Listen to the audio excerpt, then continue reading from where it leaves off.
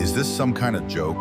The voice cut through the morning chatter of Sunrise Diner like a combat knife. Sharp, arrogant, young. Samuel West didn't look up from his coffee. At 81 years old, the simple act of stirring a spoonful of sugar into the dark liquid commanded more of his attention than the mountain of a man suddenly looming over his booth. He could sense the presence, though feel the physical density of him. The subtle shift in the air when someone stands too close. The faint scent of expensive cologne trying to mask the smell of gun oil. The morning sun filtered through the blinds of Sunrise Diner, casting golden stripes across the worn formica table. Samuel's left arm rested there, a thin and weathered sleeve rolled up just enough to reveal a faded tattoo. The design was simple but striking. A black serpent, swallowing its own tail, formed a perfect circle, and inside that circle sat a single unadorned five-pointed star. The lines had blurred with decades, the black ink now a bluish gray against his sun-spotted skin. "I'm talking to you, old-timer." Now Samuel looked up. His pale blue eyes, clouded with age but still sharp with intelligence, met the hard stare of the younger man. The diner had grown quieter. Nancy, the waitress who had been serving Samuel his Tuesday and Thursday breakfast for nearly a decade, paused with a coffee pot in her hand, her lined face tightening with concern. "What about it?" Samuel asked, his voice a low rasp that seemed to cost him effort. He took a slow sip of his coffee. The man who had spoken was in his 30s, with the build of someone who lived in the gym. He wore civilian clothes that did little to hide his military bearing. Beside him stood another man similar in build, but with a more thoughtful expression, who placed a cautionary hand on his friend's arm. "Dawson, leave it alone," the second man said quietly. But Dawson ignored him, his eyes fixed on Samuel's tattoo. "I'm just curious what that's supposed to be," he smirked. "Some kind of biker thing. You get that in prison? Or was it from a box of cereal?" The diner had gone completely silent now. Regular customers who knew Samuel, the quiet man, who came in twice a week for black coffee and wheat toast, exchanged nervous glances. Nancy took a small step forward, protective instinct visible on her face. Samuel placed his mug down with a steady hand. "It's just something from a long time ago." "A long time ago," Dawson mimicked, drawing the words out in a mocking tone. "You serve, what were you, a cook? Maybe pushing papers in Seoul while the real soldiers did the fighting." The condescension was thick enough to be a physical force. He was testing Samuel, prodding him, enjoying what he perceived as an obvious power imbalance. After all, Dawson was part of America's elite fighting force. This old man was just a relic, a piece of living history that had forgotten to crumble into dust. "Something like that," Samuel said, his gaze drifting toward the window as if the conversation was already a distant memory. This dismissal infuriated Dawson. He had expected deference or at least a flicker of intimidation. He was getting nothing but calm indifference. "You know we don't like it when people pretend to be something they're not," Dawson continued, his voice hardening. "It's called stolen valor. People who weren't there wearing things they didn't earn." He jabbed a thick finger at Samuel's arm again. "That ink on your arm, I've never seen it. Not in any unit, not in any book, and trust me, I know them all." The second operator, Ellis, finally spoke up. "He's not claiming anything, man. We're on downtime. Just let him enjoy his coffee." "No," Dawson snapped, his focus locked on Samuel. "I want to know. I want to hear the war story that goes with your 50-cent tattoo. What's it mean, old man?" Samuel's gaze returned from the window and settled on Dawson's face. It wasn't a challenging look. It was a look of profound, soul-deep weariness, as if he were seeing not just this arrogant young man, but a long line of them stretching back through time. "It means something." Samuel said, his voice barely a whisper, "to the people it's supposed to." Dawson laughed, a harsh barking sound. "That's it. That's all you got." He leaned in closer, his voice dropping to a conspiratorial hiss. "I think you're full of it. I think you spent your war peeling potatoes and you got that thing done in some back alley shop to impress girls." The disrespect hung in the air, thick and sour. Nancy placed the coffee pot down with a sharp clink. The cook in the back had stopped flipping pancakes. The quiet murmur of the diner had died completely. Dawson straightened up, a look of smug satisfaction on his face. He'd won, or so he thought. He turned to Ellis. "See nothing. Just another phony." As he spoke, he made his final critical mistake. He reached out and dismissively tapped his finger on Samuel's tattoo. The touch was light, almost casual, but for Samuel, it was like a lightning strike. The scent of bacon and coffee vanished, replaced in an instant by the metallic smell of blood and frozen mud. The clatter of plates became the distant crack of rifle fire. The warmth of the diner faded into biting bone-deep cold. He wasn't in a vinyl booth anymore. He was crouched in a frozen hillside in North Korea, December 1952. The wind howled across the barren landscape, driving ice crystals that cut like glass. Around him, four other men huddled in a shallow depression, their breath forming clouds in the frigid air. They wore white winter camouflage, their faces blackened with grease. Not standard-issue troops. Something else. Something that officially didn't exist. A young man's hand, slick with blood that froze almost instantly, gripped Samuel's shoulder. A whispered voice in his ear. "Stay with me, Sam. Just stay with me." Phantom Six, that's what they called themselves. 5 men sent deep behind enemy lines to gather intelligence on Chinese troop movements near the Yalu River.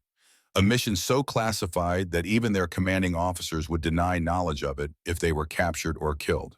The mission had gone wrong. Terribly wrong. They'd been compromised, surrounded, hunted for weeks through the frozen mountains by North Korean and Chinese forces. 3 of them wounded supplies, gone extraction point 50 miles away through enemy territory. He remembered the makeshift needle, a shard of metal dipped in a mixture of gunpowder and whatever dark liquid they could find. It was done in silence in a hidden cave as they waited for night to move again. A pact made between the 5 survivors of a mission that had officially never happened. The serpent eating its tail. The circle. The endlessness of their war. The star in the middle. Them. The 5 points of a lonely constellation in a blackened sky. It wasn't a decoration. It was a scar. It was a promise. He blinked and Korea was gone. He was back in the diner. Dawson's finger was still on his arm. Samuel slowly pulled his arm back. His expression unchanged, but something inside him had shifted. The placid surface remained, but beneath it, an ancient tide had turned. While Dawson was preening, enjoying his performance for the silent diner, Nancy was already moving. She had seen enough. Samuel West was more than a customer. He was a fixture, a quiet, gentle soul who always asked how her grandchildren were doing, who left a tip that was far too generous for a single cup of coffee and toast. Seeing him humiliated by these 2 titans of arrogance ignited a cold fury in her. She knew she couldn't confront them physically, but she wasn't helpless. She slipped into the small, cluttered office behind the kitchen, closing the door softly. She pulled out her cell phone, fingers moving quickly over the keypad. She didn't call the police. What would they do? Ask the men to leave. This was a different kind of problem that required a different kind of solution. Her cousin Rachel worked as an administrative assistant at the Joint Special Operations Command building on base. A long shot, but it was the only shot she had. Rachel answered on the second ring, her voice crisp and professional. "General Howard's office, this is Senior Airman Miller." "Rachel, it's Nancy," she whispered, her voice tight with urgency. "Listen, I don't have a lot of time. There are 2 of your guys, I think. They're here at the diner and they're harassing one of my regulars, an old man." "Nancy, I'm in the middle of something," Rachel replied, sounding annoyed. "If they're causing trouble, you should call the MPs." "No, you don't understand," Nancy insisted, her voice dropping lower. "The old man's name is Samuel West." There was a pause on the other end of the line. "I don't recognize that name. Is he a retired general or something?" "I don't know what he is," Nancy said, frustration creeping into her voice. "But they're mocking a tattoo on his arm. It's a snake in a circle eating its tail with the star in the middle." The silence on the other end of the line was absolute. It stretched for 3, 4, 5 seconds. When Rachel's voice returned, it was completely different, and the professional crispness was gone, replaced by a strained, high-pitched tension. "Say that again. Describe the tattoo again." Nancy described it one more time. "And the name is Samuel West." "Yes. Now are you going to do something or not?" "Stay where you are. Don't let them leave," Rachel said, and the line went dead. Inside the sprawling, sterile headquarters of the Joint Special Operations Command, Senior Airman Rachel Miller felt a cold sweat break out on her forehead. The name alone meant nothing to her. But the symbol, that was different. It wasn't in any official database she had access to. But she'd been working in this office for 3 years, and she had heard the whispers, the ghost stories told by old sergeants major, about the men who came before the official units, the men who wrote the playbook in blood and shadow. Phantom 6. The smell of fresh coffee was gone, replaced by gunpowder and frozen mud. Samuel didn't move, but in his mind he was far away from Sunrise Diner. The Korean winter of 1952 enveloped him again, more vivid than the present. 5 men moving in perfect silence through enemy territory. Lieutenant James Howard, just 24 years old, but already showing the leadership that would one day earn him 4 stars. Sergeant Mike Reynolds, the demolitions expert with hands steady enough to disarm a bomb in a blizzard. Corporal Thomas Jenkins, the radio man, who could coax a signal from equipment that by all rights should have been dead. Private First Class David Martinez, the medic who had saved each of their lives at least once. And him, Sergeant Samuel West, the scout, with eyes that could spot a tripwire under moonlight and ears that could hear a safety catch being released from 30 yards away. Phantom 6 wasn't their official designation. It wasn't official at all. They were part of an experimental program to insert small, highly specialized teams behind enemy lines, the precursor to what would one day become the Special Forces SEAL Team 6 Delta Force. But in 1952, they were just 5 men trying something that had never been done before with minimal support and on a mission so secret that if they died, their bodies would never be recovered. Their families would be told they died in training accidents. Their mission had been to infiltrate deep into North Korea past the Chinese forces to gather intelligence on troop movements and supply lines. Information that could turn the tide of a war that had settled into a bloody stalemate. The mission went smoothly at first. They gathered critical intelligence, photographed enemy positions, even captured documents from a Chinese command post. Then everything went wrong. An unexpected patrol, a brief firefight. One of the enemy escaped to raise the alarm, and then the hunt began. 3 battalions, nearly 2,000 men combing the mountains for 5 Americans. 3 weeks of running, hiding, fighting when necessary, always moving toward the extraction point that seemed impossibly far away. Samuel remembered the night they made the pact. They had found shelter in a small cave, the entrance concealed by fallen snow. Lieutenant Howard had been shot in the leg. The wound wasn't fatal, but he couldn't walk unaided. Martinez had done what he could, but infection was setting in. "We have to leave me," Howard had said, his voice weak but determined. "I'm slowing you down. The mission has to come first." Samuel had looked at the others, seen the same resolve in their eyes. "No, sir, we're not leaving anyone behind." What followed was an argument that lasted hours, conducted in whispers as enemy patrols passed within yards of their hideout. In the end, Samuel won. They would all go home, or none of them would. That night, as they waited for the patrols to thin out, Martinez suggested the tattoo, a symbol of their pact, something that would bind them together even if the worst happened. Reynolds fashioned a needle from a broken piece of radio antenna. They made ink from gunpowder mixed with blood. One by one, they marked each other with the same symbol. The Ouroboros, the serpent eating its tail, representing the eternal cycle of life and death, of sacrifice and renewal. Inside it, the 5-pointed star, 1 point for each of them. "This isn't about decoration," Samuel had said as he pressed the makeshift needle into Howard's arm. "This is about a promise, to remember the ones who aren't here anymore, and to never, ever quit." Samuel blinked and the cave dissolved back into Sunrise Diner. Dawson was still standing over him, still wearing that smug, superior smile. But something had changed in Samuel's eyes. A fire had kindled there, not of anger, but of resolve. The same resolve that had carried him and his brothers through 3 weeks of hell 70 years ago. Nancy returned from the back office, her movements deliberate and calm. She approached their table with the coffee pot, topped off Samuel's cup with a gentle smile, then turned to Dawson and Ellis. "Can I get you gentlemen anything?" she asked, her tone professional but cool.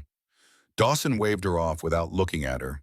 His focus was still on Samuel, waiting for the old man to break, to admit his deception, to shrink under his righteous scrutiny. "Not interested in telling war stories, huh?" Dawson pressed. "That's usually what you old-timers love. Talking about the good old days, making yourselves sound like heroes." Samuel took another sip of his coffee.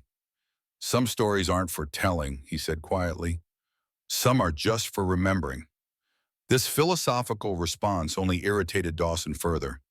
He wanted confrontation, and Samuel was denying him the satisfaction. Meanwhile, at JSOC headquarters, Rachel was making a decision that would change multiple lives forever. General James Howard, the four-star commander of all America's elite special operations forces, was in the middle of a top-secret briefing with his component commanders. The room was soundproof, the air thick with acronyms and satellite imagery. Rachel knew the protocol. You do not interrupt the general during a sensitive, compartmented information facility brief unless the building is on fire or World War III has started. She decided this was close enough. She walked to the heavy door, took a deep breath, and knocked. A colonel with an eagle on his collar opened it a crack, his face a mask of annoyance. "What is it, airman?" "I need to speak with the general. It's urgent." "It can wait," he hissed.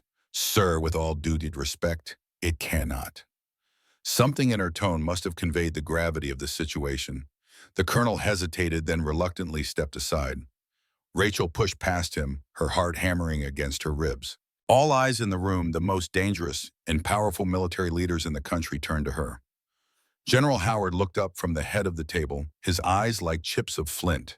At 67, he was still imposing, his silver hair cropped short in the same style he'd worn for 40 years, his uniform immaculate. "Airman, this had better be the end of the world," he said, his voice dangerously soft. Rachel walked straight to him, her training kicking in. She leaned down and spoke in a low, clear voice that only he could hear. "Sir, I apologize for the interruption. I just received a call from a source off base.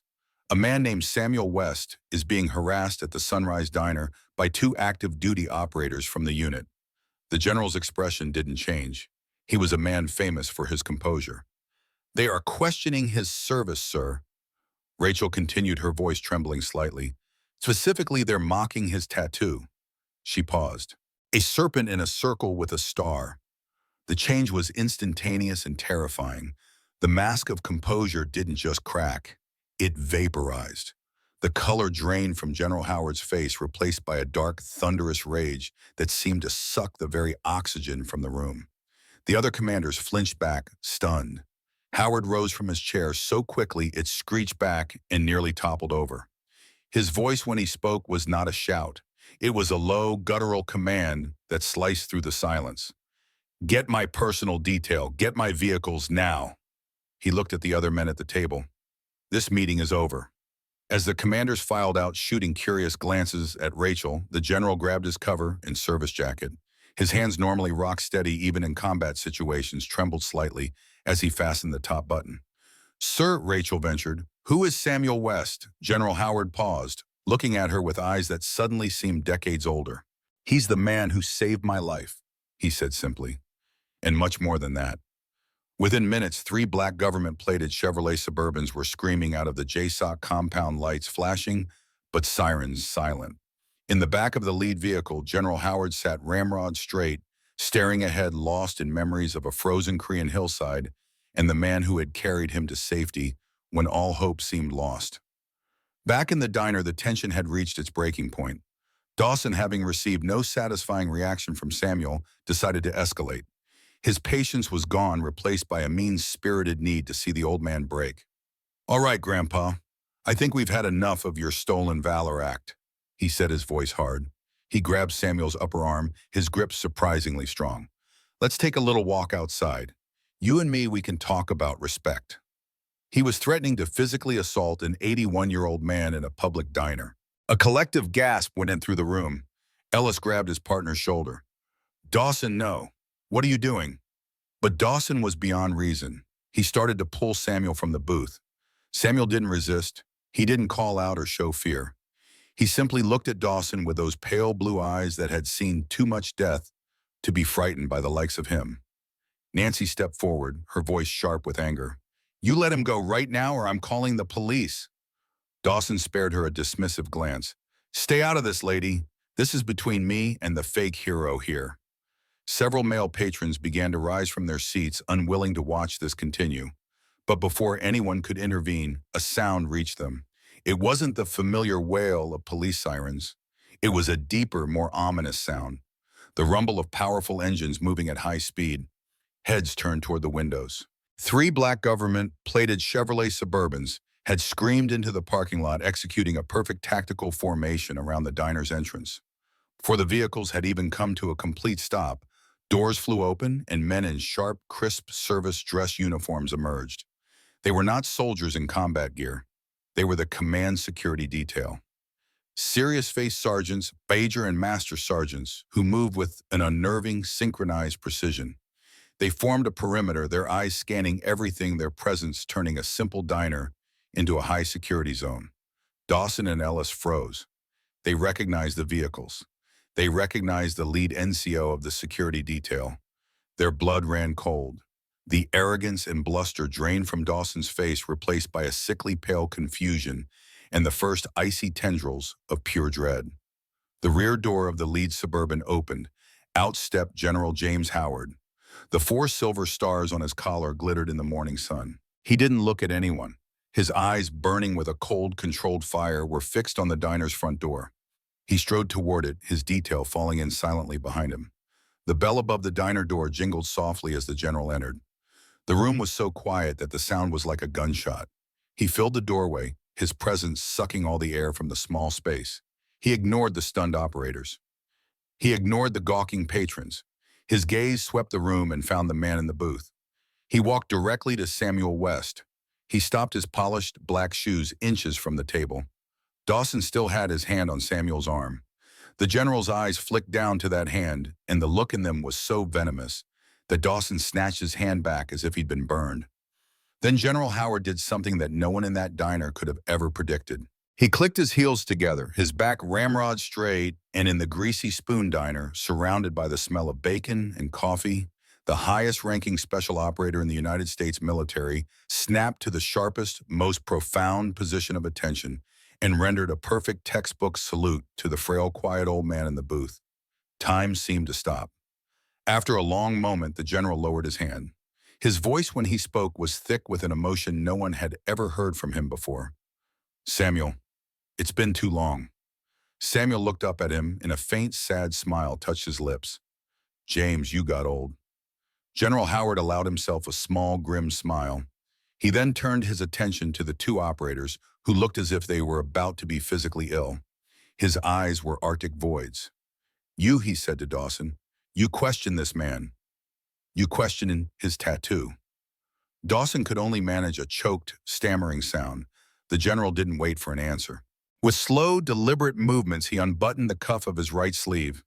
He rolled it up his forearm, past the wrist, past a thick, expensive watch. And there, on the skin of the 4-star general, was the exact same tattoo. The serpent eating its own tail, the 5-pointed star.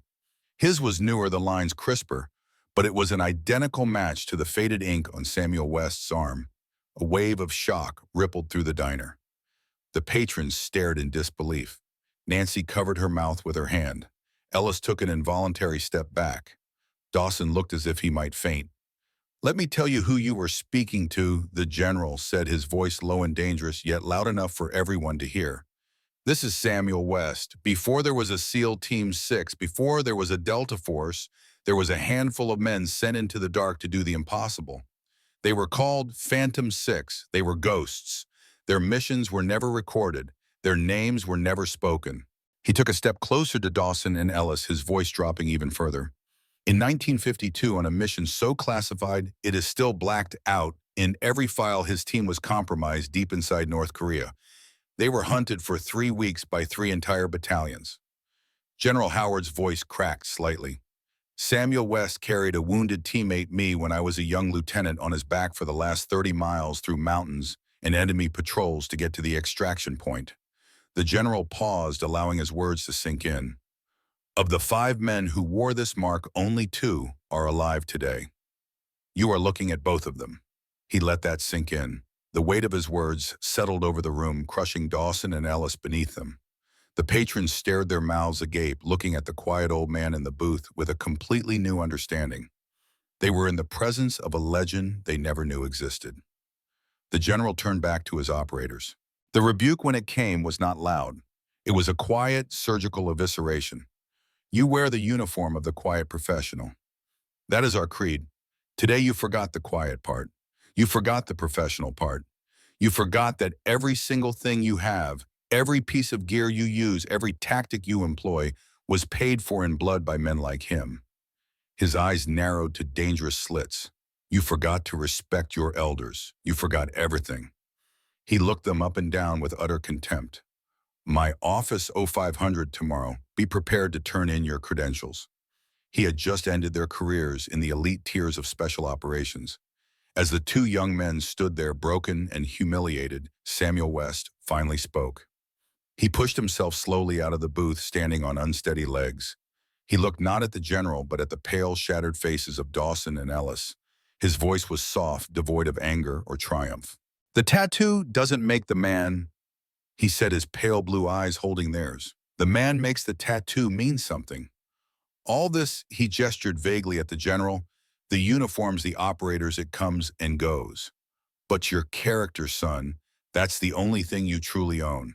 Try not to lose it. With that, he looked at his old friend. Buy me a coffee, James. It's been a while. As General Howard put a steadying hand on Samuel's shoulder, a final fleeting image bloomed in Samuel's mind, not of the frozen Korean hillside, but of a quiet moment after. A makeshift aid station, a much younger James Howard, his leg bandaged, wincing as Samuel himself, his hand steady, applied the last touches to the fresh tattoo on the lieutenant's arm with that same improvised needle. He remembered his own words from that day a half-century ago. It's a promise to remember the ones who aren't here and to never, ever quit. Now you're one of us for life. Dawson grabbed Samuel's arm with a grip that could crush bone. His voice dropped to a dangerous whisper. Outside. Now. The entire diner held its breath. Ellis tried one last time to pull his partner back. This isn't worth it, man. Let's just go. But Dawson was too far gone, his pride wounded beyond reason. He began to pull Samuel toward the door, the old man offering no resistance, maintaining his dignity, even as he was being manhandled. And then it happened. The sound reached them. The roar of government engines shattered the morning quiet. The roar of government engines shattered the morning quiet. The sudden appearance of the three black Suburbans had transformed the humble parking lot of Sunrise Diner into something that resembled a military operation. The precision with which they arranged themselves spoke of countless drills and protocols, a language of movement that ordinary civilians rarely witnessed. The patrons of the diner pressed against the windows, their breakfasts forgotten. Outside, the security detail moved with mechanical efficiency, creating a perimeter that was as much about message as protection. These weren't ordinary soldiers.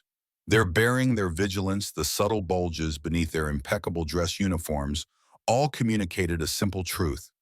These men were the guardians of those who made the hardest decisions in America's defense. Inside the diner, Dawson's grip on Samuel's arm slackened as the blood drained from his face. Even in his anger, he recognized the vehicles. Every special operator knew what it meant when the JSOC command vehicles arrived unannounced. Something momentous was happening, something far beyond his pay grade. Ellis took a step back, his eyes wide with recognition and the dawning horror of understanding. Those are General Howard's vehicles, he whispered, his voice barely audible. The bell above the diner door announced the general's entrance with a cheerful jingle that seemed absurdly out of place given the gravity that now filled the small space. General James Howard stood in the doorway, framed by morning light, his uniform a dark silhouette against the brightness outside. For a moment, he was perfectly still, scanning the room with the practiced eye of a man who had spent decades evaluating threats and opportunities in the blink of an eye. His security detail remained at a respectful distance, professional enough to know when to be invisible despite their imposing presence. The diner had fallen into a silence so complete that the soft tick of the wall clock seemed thunderous. General Howard moved with deliberate steps across the worn linoleum floor, his polished shoes reflecting the fluorescent lights overhead. He didn't look at Dawson or Ellis, didn't acknowledge the stunned patrons or the wide-eyed staff. His focus was singular, locked on the elderly man still halfway out of the booth, Dawson's hand still on his arm.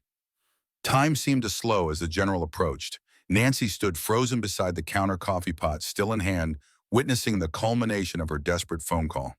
In the kitchen doorway, the cook peered out, spatula in hand, wondering what kind of storm had just blown into his diner. The general stopped directly in front of Samuel, standing so close that the crease in his perfectly pressed trousers nearly touched the table edge. His eyes flicked to Dawson's hand on Samuel's arm, and the look contained such cold fury that Dawson immediately released his grip and took an involuntary step backward. What happened next etched itself into the memory of every witness in the diner. General Howard, commander of America's most elite fighting forces, A man who had the ear of presidents and the respect of world leaders drew himself up to his full height, clicked his heels together with military precision, and rendered a perfect formal salute to Samuel West.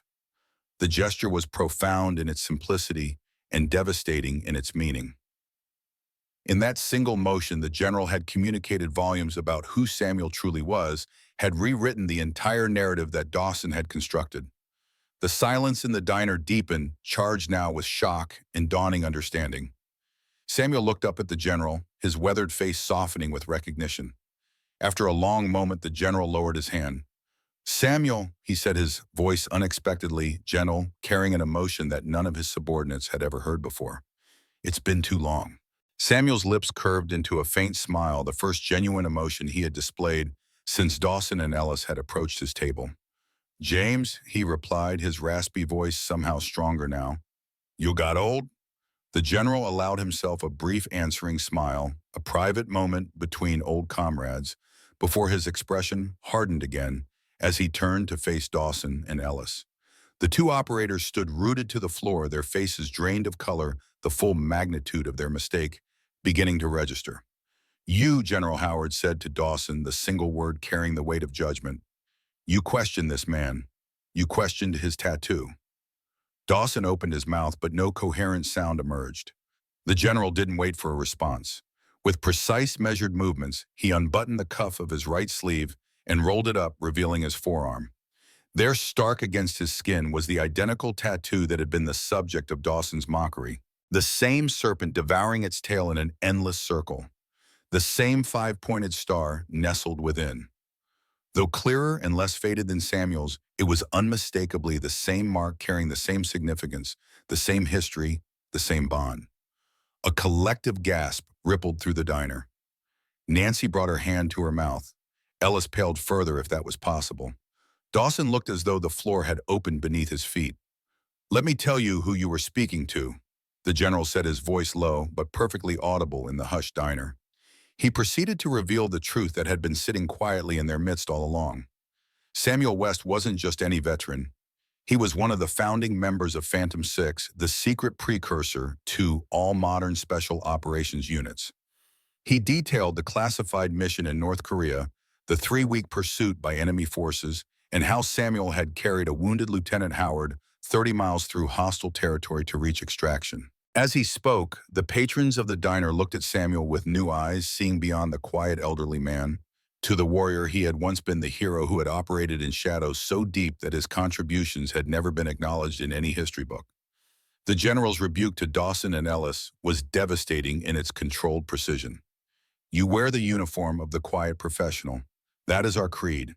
Today you forgot the quiet part. You forgot the professional part." His final command was simple and terminal for their careers. "My office, Euro 500 tomorrow. Be prepared to turn in your credentials." In the stunned aftermath, Samuel finally rose fully to his feet, standing with a dignity that transcended his physical frailty. He looked not at the general, but at Dawson and Ellis, his pale blue eyes carrying neither anger nor triumph. "The tattoo doesn't make the man," he said softly. "The man makes the tattoo mean something." His words hung in the air, a lesson offered without rancor to the men who had moments before been his tormentors. Then he turned to his old friend with a request both simple and profound. "Buy me a coffee, James. It's been a while." General Howard slid into the booth across from Samuel, the vinyl seat creaking beneath his weight. His security detail maintained a respectful distance, positioning themselves near the entrance and windows, their vigilant eyes continuously scanning for threats, despite the unlikelihood of danger in this small-town diner. Nancy approached with fresh coffee, her hands trembling slightly as she filled both cups.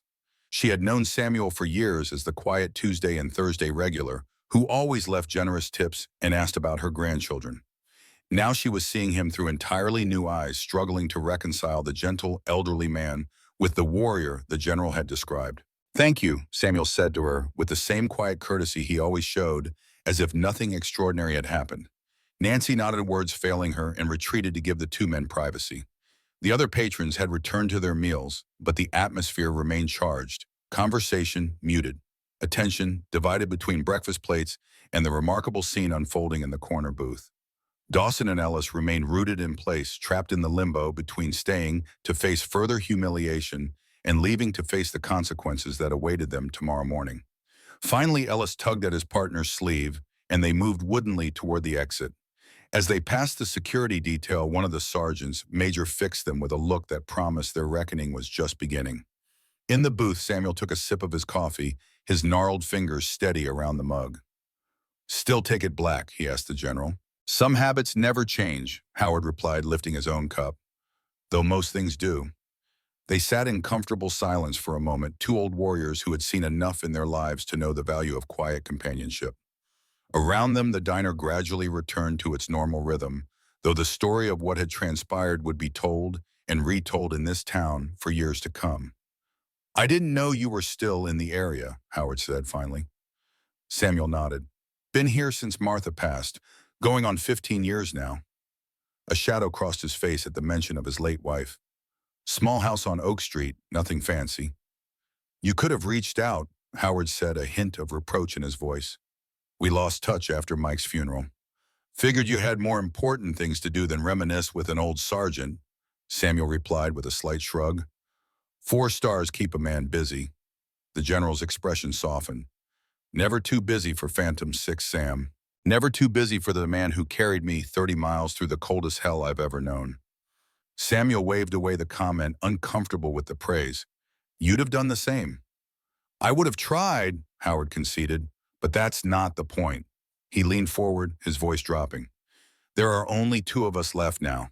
Thomas passed last year. Heart attack in his sleep." Samuel's eyes closed briefly, absorbing the news of another brother lost. "I didn't know," he said quietly. "That leaves just you and me." "Just us," Howard confirmed. "The last of Phantom 6. The significance hung between them, a shared understanding of what it meant to be the final keepers of a legacy that the world had never fully known. The general glanced around to ensure they wouldn't be overheard, then rolled up his sleeve further, revealing the entirety of the tattoo. Samuel did the same, their matching marks facing each other across the table, like mirror images separated by 7 decades. "Do you remember the night we did this?" Howard asked, tracing the outline of his tattoo with his finger. "Every detail," Samuel replied, his eyes distant with memory. "That cave in the mountains. Temperature so cold our breath froze on our scarves. Martinez using that piece of antenna as a needle. Reynolds mixing the gunpowder with whatever else he could find to make ink." Howard nodded, lost in the same memory. "I was in and out with the fever from my leg, but I remember the pain of the needle. Seemed important at the time, feeling that pain, making it real." "It was December 12th, 1952, Samuel continued, 3 weeks into what was supposed to be a 4-day mission. We'd lost our radio when Jenkins took that bullet through the pack. Command thought we were dead. The extraction point had been abandoned." "But you found a way," Howard said. "You always found a way." Samuel's gaze sharpened, focusing on the present again. "We all did what we had to do. That was the job." Howard shook his head slightly. "It was more than the job, Sam. What you did, what all of you did, it was extraordinary. You know that Mike and Thomas and David all went on to help build the units that became Special Forces, that became SEAL Team 6, that became Delta. The tactics, the training, the very DNA of modern special operations, it all started with Phantom 6. Samuel absorbed this information with a slight nod. He had removed himself from that world after Korea had chosen a quieter path. He had married Martha, had worked as a mechanic, had lived the life of an ordinary man, while his brothers had continued to shape the shadows. "The world doesn't know," Howard continued, "but every operator today stands on the foundation you built, including those 2 idiots who just left." He glanced toward the door with lingering contempt. "They're young," Samuel said, surprising the general with his charity. "Young men make mistakes." "Not that kind of mistake," Howard countered firmly. "Not in my command." Samuel studied his old friend, seeing beneath the general's stars to the lieutenant he had once known. "You've become quite the fearsome figure, James. Those boys looked like they were facing a firing squad." "They deserve worse," Howard growled. "The disrespect they showed you." "Was to an old man with a faded tattoo," Samuel finished for him. "They didn't know." "They should have shown respect regardless," Howard insisted. "That's what we're supposed to stand for." Samuel nodded, conceding the point. He took another sip of his coffee, then asked, What will happen to them? The general's expression hardened again. They're finished in special operations. I'll have them transferred to conventional units. Let them learn what it means to serve with honor before they dare call themselves elite again. Samuel considered this, then offered quietly, there might be another way. Howard raised an eyebrow, waiting for his old friend to continue. Before Samuel could elaborate, a commotion at the door drew their attention. A young woman in Air Force uniform entered, slightly breathless. It was Rachel Miller, who had taken Nancy's call at JSOC headquarters. She spotted the general and approached with a crisp salute. Sir, I apologize for following you, but your next appointment has arrived at headquarters, and the Joint Chiefs are asking for an update on the Kandahar situation. Howard acknowledged her with a nod, but made no move to leave. Tell them I'll be there when I'm done here. Some things take priority, Airman Miller. Yes, sir, she replied, but hesitated, her eyes moving curiously to Samuel. The general noticed her interest. Airman Miller, this is Sergeant Samuel West, one of the finest soldiers I've ever known. Rachel's eyes widened with recognition. Sir, it's an honor, she said to Samuel, offering her hand. Samuel took it with a gentle grip. You must be Nancy's cousin. Thank you for your quick thinking today. I just made a phone call, sir, she replied modestly. Sometimes that's all it takes, Samuel said with a slight smile. The right call at the right time. Rachel nodded, then withdrew to wait by the door, giving the two men space to continue their conversation. The interruption, however, had shifted something in the general's demeanor. He looked at his watch, the responsibilities of command clearly weighing on him. You were saying there might be another way, he prompted Samuel, returning to their discussion about Dawson and Ellis. Samuel nodded, his pale eyes thoughtful. Those young men made a mistake, a serious one, but ending their careers might not be the best lesson. What do you suggest? Howard asked, genuinely curious. Education, Samuel said simply. They don't know their history. Most of them don't.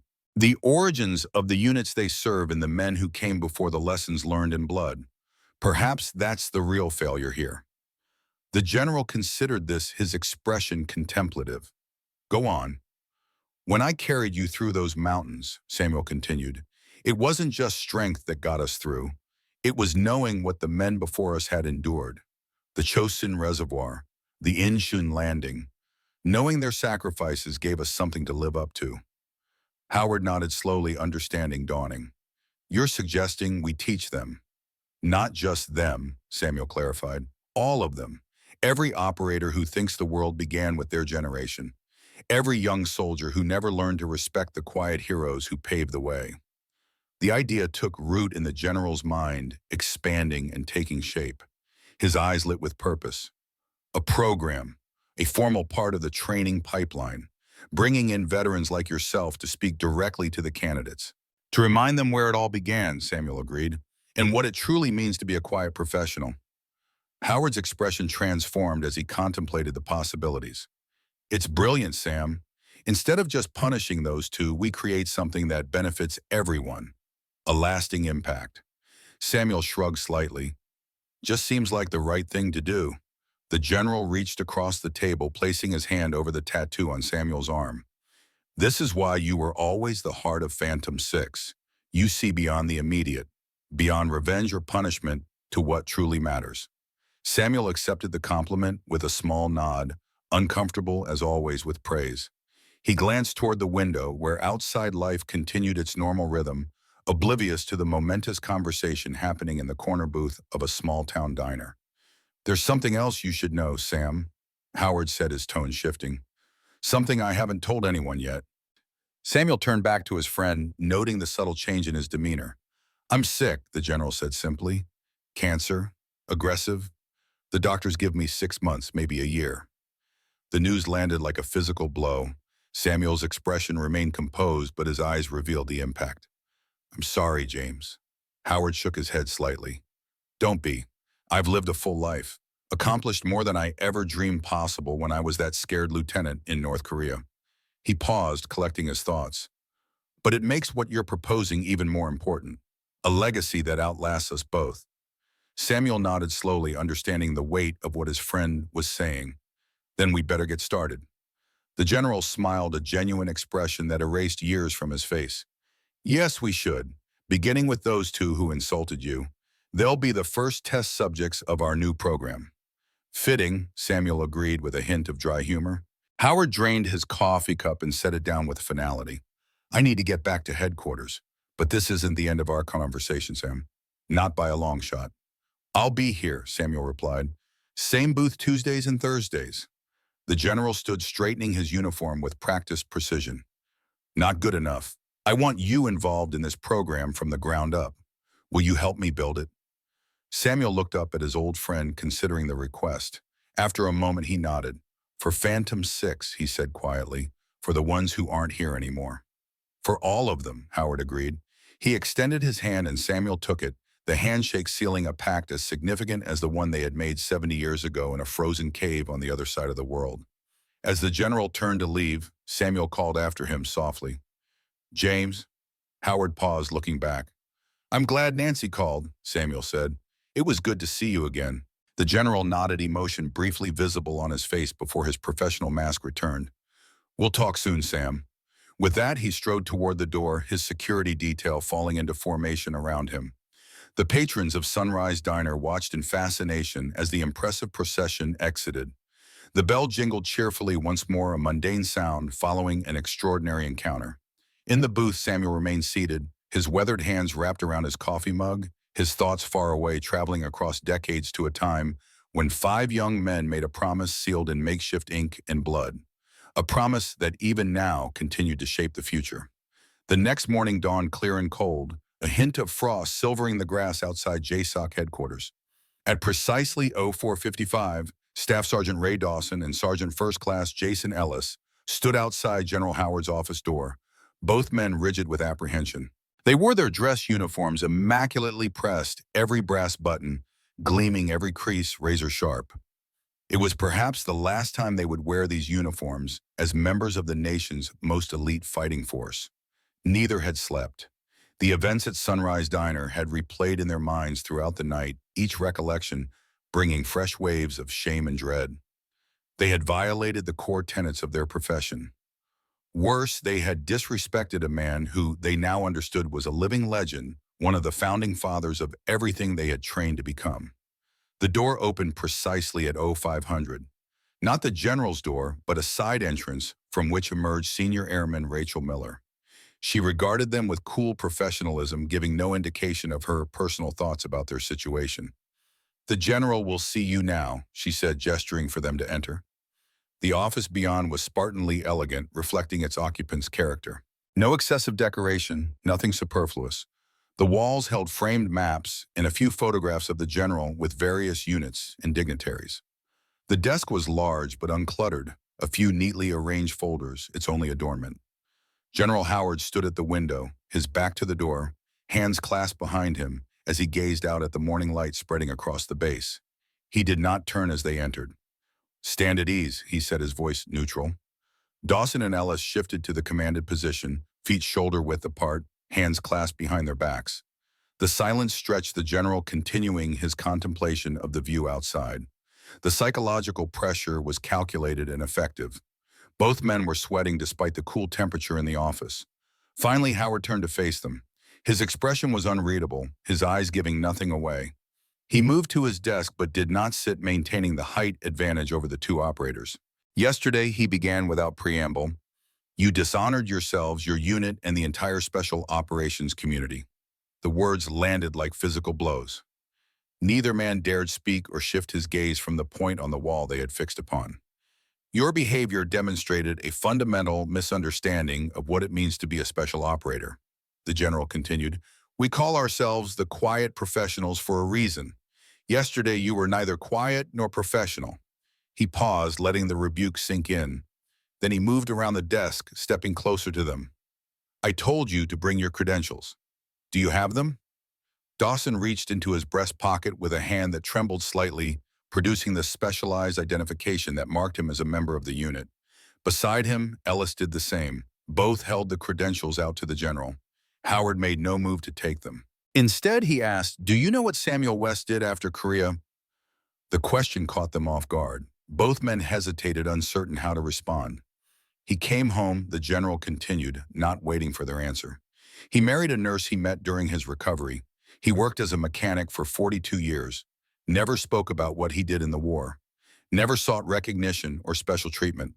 He lived the very definition of the quiet professional long after he left the battlefield. Howard circled them slowly, his voice measured. The men of Phantom 6 created the template for everything we do today. Their tactics, their courage, their sacrifice laid the foundation for Delta, for SEAL Team 6, for every special operations unit that followed. They did this without recognition, without glory, without anything but the knowledge that they had done their duty. He stopped directly in front of them again. Yesterday you had the rare privilege of meeting one of these men. Instead of showing respect, instead of recognizing that every elderly veteran deserves your courtesy, regardless of what you think you know about their service, you chose mockery and intimidation. Dawson swallowed hard. Sir, I have no excuse for my behavior. No, you don't, Howard agreed sharply, but that doesn't mean you don't have a chance to learn from it. Both men blinked, a flicker of confusion crossing their faces. I've been up all night, the general continued, partly thinking about what to do with you two, and partly working on something much more important. He moved back behind his desk and picked up a folder. Sergeant West and I had a long conversation after you left yesterday. He suggested something that has merit. Howard opened the folder and extracted a typed document. This is the preliminary framework for a new program called Legacy. It will be a mandatory component of special operations training going forward, focusing on the history, traditions, and ethical foundations of our community. And you two, he fixed them with a penetrating stare, will be the first participants. Dawson and Ellis exchanged a quick, uncertain glance. But you won't just be participants, Howard continued. You'll be assigned to the administrative staff of the program. For the next 3 years, your job will be to coordinate travel, set up classrooms, and ensure that the veteran speakers have everything they need. You will listen to their stories day after day until the lessons they teach become part of your DNA. The realization of what this meant dawned on both men simultaneously. They weren't being expelled from special operations. They were being given a chance at redemption, albeit one that came with its own form of punishment. This isn't a reprieve, the general said, reading their expressions accurately. This is a different kind of reckoning. One that may, if you embrace it fully, make you better operators and better men. He handed each of them a copy of the document. Sergeant West will be our first speaker. You will pick him up at his home on Oak Street next Monday at 0800. You will treat him with the utmost respect and courtesy. You will listen to what he has to say as if your lives depend on it, because in a very real way they do. Your futures in special operations hang on how well you learn these lessons. Howard returned their credentials, which they accepted with visible relief and no small amount of surprise. Don't misunderstand, the general warned. You're on probation. One misstep, one complaint from Sergeant West, or any of our other speakers, and you're done, permanently. Yes, sir, they responded in unison. Dismissed, Howard said, returning to his position by the window. As they turned to leave, the general added one final comment. Today you forgot the quiet part. You forgot the professional part. You forgot everything that matters in our line of work. But perhaps there's still hope for you both. The door closed behind them, leaving General Howard alone with his thoughts and the weight of the legacy he now sought to preserve. Outside his office, Dawson and Ellis stood in stunned silence, holding the documents that represented both their punishment and their chance at redemption. They had entered expecting the end of their careers. They left with a mission unlike any they had trained for, to learn humility, respect, and the true meaning of the quiet professional from the very men who had defined it. In his modest house on Oak Street, Samuel West sat at his kitchen table sipping coffee from a chipped mug that had been a gift from his late wife. Before him lay a notepad where he had begun jotting down thoughts for his first presentation to the special operations candidates. 70 years of memories to condense into lessons that might shape the next generation of warriors. He glanced at his faded tattoo, the serpent and star that had come to mean so much more than he could have imagined on that frozen Korean night. Now perhaps it would take on yet another meaning. Not just a bond between brothers in arms, but a bridge between generations, a symbol of lessons passed down through time. Samuel picked up his pen and began to write, his weathered hand steady, his purpose clear. The tattoo didn't make the man. The man made the tattoo mean something. And he had one last mission to complete before he joined his brothers on the other side. Monday morning arrived with a crisp autumn chill. Samuel West stood on the porch of his modest home on Oak Street, waiting precisely as the clock struck 8. He wore his only suit navy blue and slightly outdated pressed meticulously the night before. A simple tie, dark red, complemented the outfit. He held a leather briefcase, weathered, but well-maintained, containing the notes he had carefully prepared over the weekend. The black government SUV pulled up to the curb exactly on time. Samuel noted the precision with approval. Punctuality had been drilled into him 70 years ago and had never left him. Staff Sergeant Ray Dawson emerged from the driver's side while Sergeant First Class Jason Ellis exited the passenger door. Both wore their service uniforms immaculate and proper. Their expressions were carefully neutral, professional, but Samuel could read the tension in their shoulders, the tightness around their eyes. This was a test for them, and they knew it. Dawson approached the porch first, stopping at the bottom step. He rendered a perfect, respectful salute. "Good morning, Sergeant West. We're here to escort you to the training facility." As Samuel returned the salute with the practiced ease of a man who had done so thousands of times, even if decades had passed since the last one. "At ease, Sergeant Dawson. I appreciate the punctuality." Ellis moved forward to take Samuel's briefcase, his manner deferential. "May I carry that for you, sir?" Samuel relinquished the case with a small nod. The formality of their behavior contrasted sharply with their previous encounter, creating an almost surreal quality to the interaction. The men who had mocked and threatened him now treated him with exaggerated respect, their every movement carefully calibrated to avoid giving offense. The drive to Fort Liberty was conducted largely in silence. Samuel sat in the backseat, gazing out the window at the familiar landscape passing by. Occasionally, he caught Dawson's eyes in the rearview mirror, quickly averted when noticed. The tension in the vehicle was palpable, a living thing occupying the space between them. Finally, Samuel broke the silence. "Beautiful morning," he observed mildly. "Yes, sir." Both men responded almost in unison, the synchronized response revealing their nervousness. Samuel allowed a small smile to cross his features. "Gentlemen, we're going to be working together for some time. Perhaps we should clear the air." Neither man responded immediately, uncertainty evident in their postures. "What happened at the diner is in the past," Samuel continued. "Today we begin something new, something important. I'd prefer to do so without this awkwardness between us." Dawson cleared his throat. "With all due respect, Sergeant West, what we did was inexcusable. We don't expect forgiveness." "I'm not offering forgiveness," Samuel replied evenly. "I'm offering a clean slate. There's a difference." Ellis turned slightly in his seat. "Why would you do that, sir? After what we said, how we treated you?" Samuel considered the question, his weathered face thoughtful. "Because this program isn't about you or me or what happened between us. It's about something much larger. It's about preserving a legacy that matters. That's worth setting aside personal grievances." The two operators exchanged a glance, absorbing his words. Something subtle shifted in the atmosphere within the vehicle, a barely perceptible easing of tension. "Yes, sir," Dawson said, his tone carrying a new note of genuine respect rather than mere formality. They arrived at a nondescript building on the southern edge of Fort Liberty. Its plain exterior gave no hint of its importance, typical of facilities associated with special operations. Inside, however, was a modern classroom equipped with state-of-the-art presentation technology. A group of 30 men and women in various uniforms were already seated, their curious gazes turning to Samuel as he entered. General Howard waited at the front of the room, his presence commanding immediate attention. He stepped forward to greet Samuel, clasping his hand warmly. "Welcome to the inaugural session of the Legacy Program, Sam," he said, loud enough for all to hear. "We've assembled candidates from across the special operations spectrum. Delta Night Stalkers, intelligence, support, communications. All eager to learn from someone who was there at the beginning." Samuel nodded, surveying the room. Young faces looked back at him, some openly curious, others maintaining the careful neutrality of seasoned operators. They represented the elite of America's military, selected for abilities that set them apart from their peers. Yet to Samuel's experienced eye, they were just kids, not so different from the young men he had served with all those decades ago. General Howard addressed the group. "You have the honor today of hearing from Sergeant Samuel West, one of the founding members of Phantom 6. Before there was a Delta Force, before there was a SEAL Team 6, there was Phantom 6. Their missions and methods form the foundation of everything we do today in special operations." He turned to Samuel with a respectful nod. "The floor is yours, Sergeant." Samuel moved to the podium, setting his briefcase down and extracting his notes.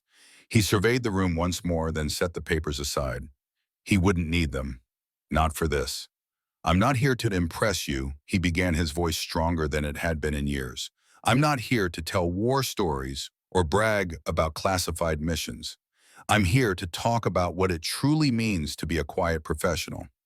He rolled up his sleeve, revealing the faded tattoo that had sparked this entire chain of events. This mark was made with a piece of radio antenna and improvised ink in a cave in North Korea, December 1952. 5 of us wore it. Only 2 remain alive today. Samuel paused, letting his gaze move across the faces before him. But this tattoo isn't what made us special operators. It was what we carried inside that earned us this mark. For the next hour, he spoke without notes, without hesitation. He told them about the cold that froze eyelashes and turned breath to ice crystals, about the fear that was a constant companion, never acknowledged but always present, about the trust that bound 5 men together when everything else had failed. He spoke of Lieutenant James Howard now, the 4-star general standing at the back of the room, and how a 24-year-old officer had led with courage and intelligence beyond his years. He described Mike Reynolds crafting explosive devices from scavenged materials, Thomas Jenkins maintaining communication with nothing but broken equipment, and Shearwell David Martinez saving lives with insufficient medical supplies and unshakable determination. Samuel didn't glorify the violence or exaggerate the danger. He spoke of mistakes made, lessons learned through blood and sacrifice. He emphasized the moral weight of operating in shadows, of making life or death decisions without clear guidelines. The tattoo doesn't make the man, he said, echoing the words he had spoken to Dawson and Ellis in the diner. The man makes the tattoo mean something.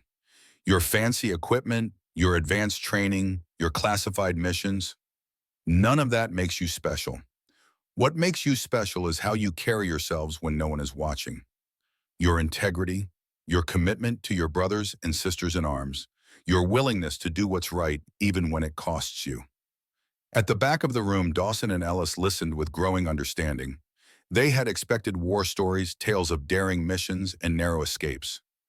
Instead, they were receiving something far more valuable: wisdom earned through 7 decades of reflection. When Samuel finished speaking, the room remained silent for a long moment. Then as one, the assembled operators rose to their feet, their applause spreading like a wave. It wasn't the raucous cheering of entertainment, but the measured, respectful acknowledgement of professionals recognizing authentic wisdom. General Howard stepped forward, clasping Samuel's shoulder with a firm grip. "Thank you, Sam," he said, his voice thick with emotion. "This is exactly what they needed to hear. What we all needed to hear." As the session concluded, the operators filed out, many stopping to shake Samuel's hand or offer a word of thanks.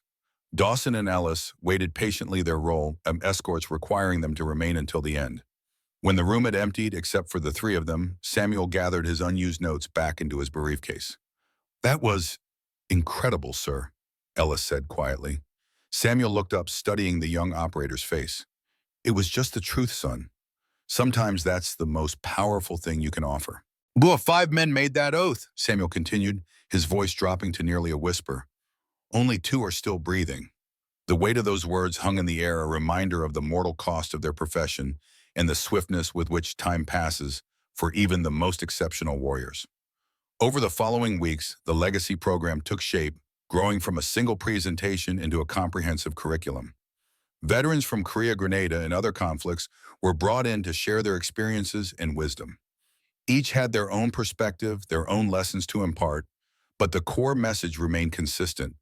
Character, integrity, and respect were the true foundations of special operations. Samuel became a regular presence at Fort Liberty, his twice-weekly presentations evolving and expanding as he grew more comfortable in his role as teacher and mentor. The initial awkwardness with Dawson and Ellis gradually faded, replaced by a working relationship that, while not exactly warm, was built on growing mutual respect. For their part, the 2 operators took their administrative duties seriously, ensuring that every detail was handled efficiently. They coordinated travel for the visiting veterans, prepared presentation materials, and managed the logistics with meticulous care. Their punishment had become something more, though neither would have admitted it aloud. 6 weeks into the program, General Howard called a special meeting in his office. Samuel, Dawson, and Ellis were summoned to attend. The feedback has been overwhelming. Howard began without preamble when they were all seated. Command is impressed with what we've accomplished in such a short time. They want to expand the program to all special operations training facilities nationwide. Samuel nodded thoughtfully. That's good to hear, James. There's more, the general continued. In this room are the two people who will decide your future in the unit. Dawson and Ellis exchanged a confused glance, uncertain what Howard meant.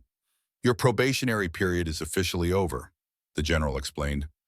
Based on your performance administering this program, a decision must be made about your future in special operations. That decision will be made jointly by myself and Sergeant West. The revelation landed with impact. The two operators sat straighter, their expressions carefully neutral, despite the surge of anxiety this news surely provoked.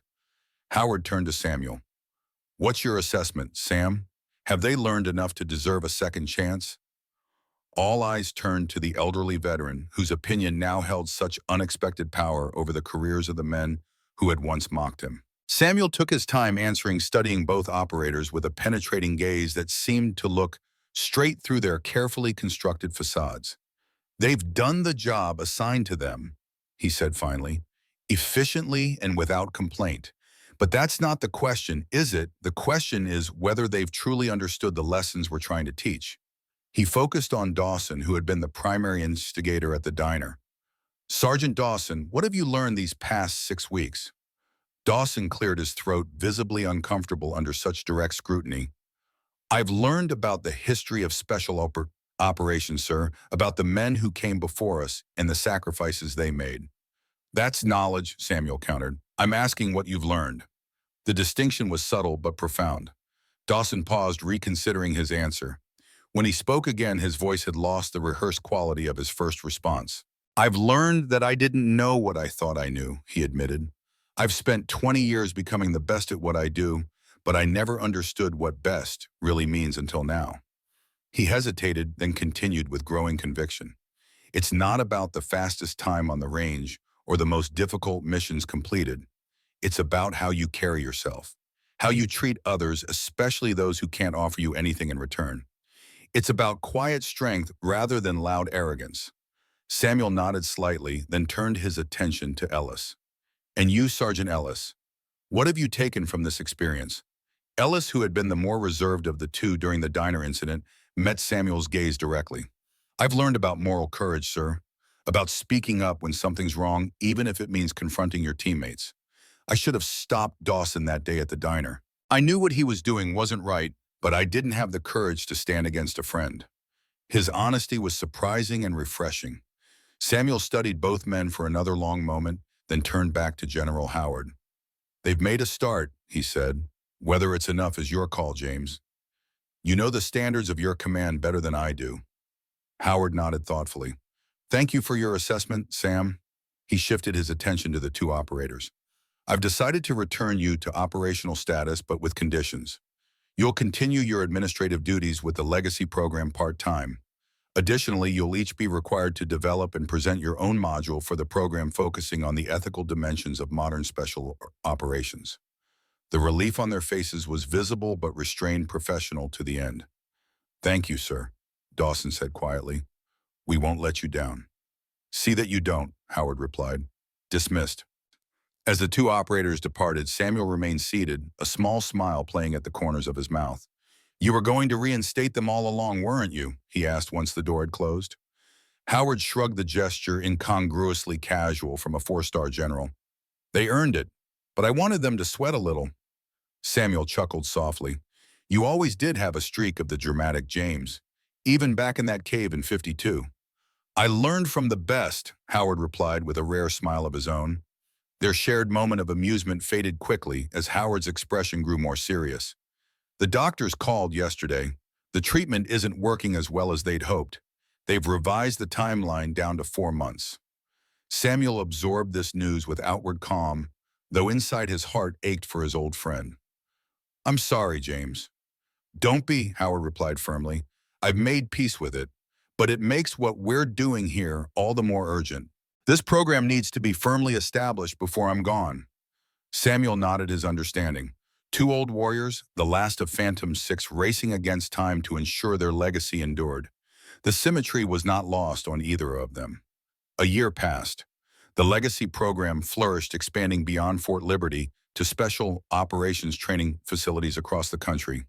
Samuel's role evolved from speaker to curriculum developer, his experiences and insights forming the core of a program that was transforming the culture of America's elite fighting forces. Dawson and Ellis had returned to operational status while maintaining their connection to the program.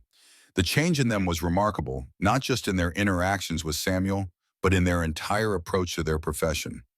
They carried themselves differently now, with a quieter confidence that had replaced their former brash arrogance. On a crisp autumn morning, almost exactly a year after their first encounter at Sunrise Diner, Samuel was in the local hardware store searching for a specific type of bolt needed to repair his aging lawnmower. He moved slowly down the aisle, examining the various options with careful deliberation. He was so focused on his task that he didn't immediately notice the man who had entered the same aisle from the opposite end. It wasn't until a respectful throat clearing broke his concentration that Samuel looked up. Ray Dawson stood there dressed in civilian clothes, a shopping basket containing various household items hanging from his arm. He seemed uncertain, almost nervous. "Mr. West," he began, his voice hesitant. "Sergeant West, I mean. I don't know if you remember me." "I remember," Samuel said simply, his gaze steady. Dawson swallowed hard. "I just wanted to say what I did that day was unforgivable. There's no excuse. I was arrogant and I was wrong. I'm sorry for everything." There was no grand speech, no dramatic plea for forgiveness. It was just a simple, honest admission. Samuel looked at him for a long moment, then extended his hand. Dawson took it and was surprised by the strength in the old man's grip. "We all have things to learn, son," Samuel said, his voice the same quiet rumble it always was.